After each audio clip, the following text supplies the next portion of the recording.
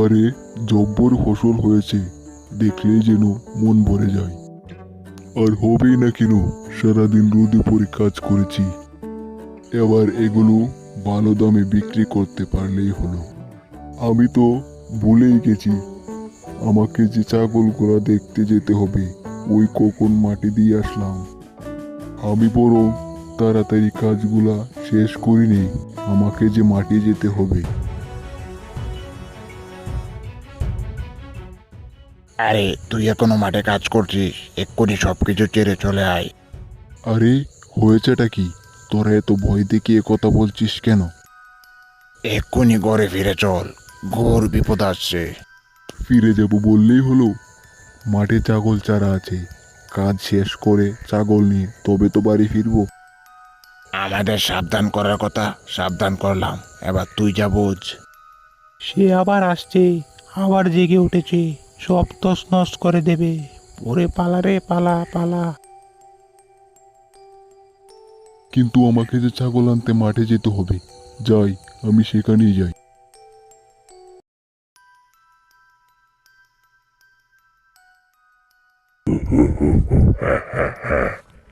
আমার খিদে পেয়েছে, আমার খুব খিদে পেয়েছে।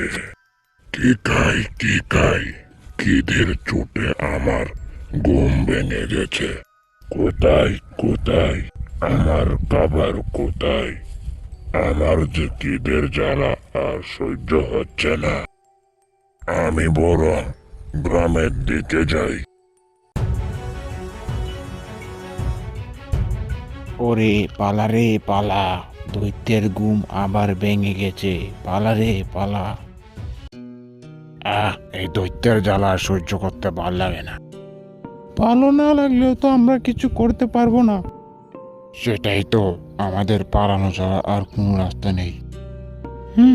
তাড়াতাড়ি পালাও, মনে হয় দৈত্যটি এদিকেই আসছে। কোথায় কোথায় আমার খাবার? এই মাঠে কি যেন একটা দেখা যাচ্ছে, আর একটু সামনে গিয়ে দেখি।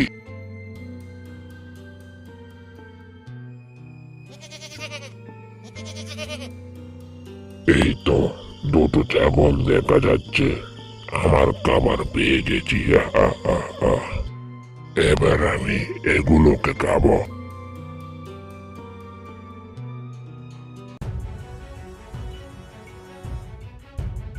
না না, ছাগলগুলোকে কেউ না, দয়া করে এগুলোকে ছেড়ে দাও। তুই আমাকে হুকুম করছিস, আমি তো এগুলোকে এখন খাবো। না না, এগুলোকে তুই নিয়ে যেতে পারবি না। তুই আমার কি করবি? বাঁচতে চাইলে কোনে পালা।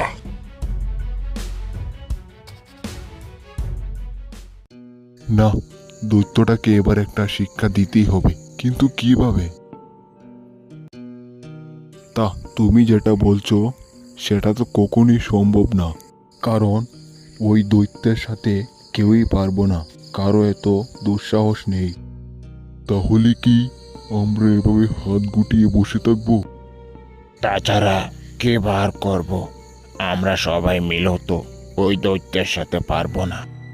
তোমরা সবাই বসে থাকলেও আমি বসে থাকবো না। আমি দৈত্যটাকে মারবো, তাতে আমার প্রাণ গেলে যাক, তাও এই অত্যাচার আর সহ্য করবো না।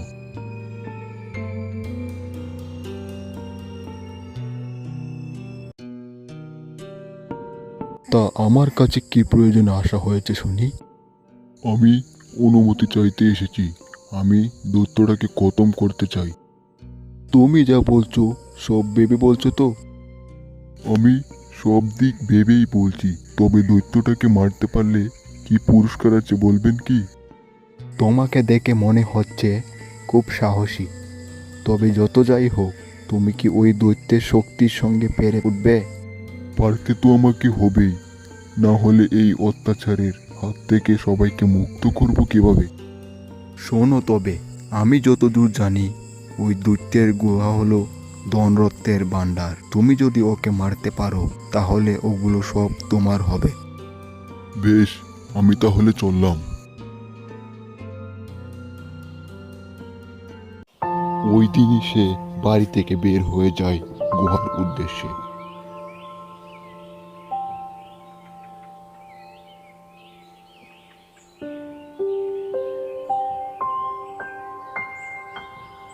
না, এবার একটু জিরিয়ে নিতে পারলে ভালো হতো, কিন্তু সন্ধ্যা হতেও তো বেশি বাকি নেই, পরে তো ঠিক সময় পৌঁছতে পারবো না।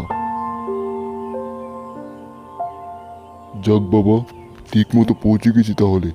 এবার আমাকে গুহার উপর নজর রাখতে হবে। সন্ধ্যাটা কেমনে নেমে এলো, আমিও খাবার দাবার খেয়ে তৈরি, আমাকে আরো সজাগ থাকতে হবে।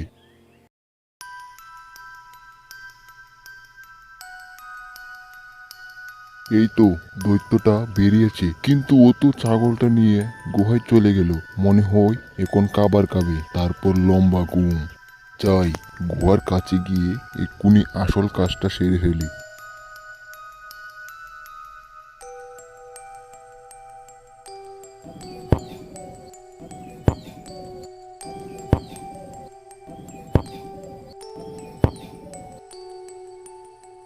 এই তো, যেমনটা ভেবেছিলাম গর্তটা তেমনটাই হয়েছে।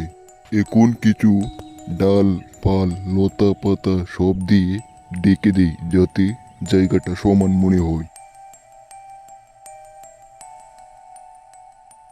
এবার একটু বিশ্রাম করে নেই। এই তো ভোরের আলো ফুটতে শুরু করলো, আর শুয়ে বসে থাকলে হবে না, এবার আসল কাজটা করে ফেলি। এটা কিসের শব্দ? বন্ধ করো, বন্ধ করো। কে তুই? বন্ধ করি আওয়াজ। কেন, তুমি আমার কি করবে? হা, হা, হা, কিচ্ছু করতে পারবে না। তুই আমাকে চ্যালেঞ্জ করিস? দাঁড়া, তোকে দেখাচ্ছি মজা। দৈত্য রেগে গিয়ে যখনই তাকে আঘাত করতে যাবে, তখনই সে গর্তের ভিতর পড়ে যায়। কি হলো, এবার আমাকে আঘাত করো, হা হা হা। বাঁচাও, বাঁচাও, আমি যে মরে গেলাম। এখন তোকে কেউ বাঁচাতে আসবে না। আহ, আহ, আহ। তাহলে দৈত্যের ববলীলা সাঙ্গ হলো। অবশেষে তাহলে তুমি দৈত্যটাকে মেরে ফেললে। এখন এই ধন সম্পদ সব তোমার। না, এগুলো আমার লাগবে না, এগুলো গ্রামের সবার মধ্যে বিতরণ করে দেওয়া হোক।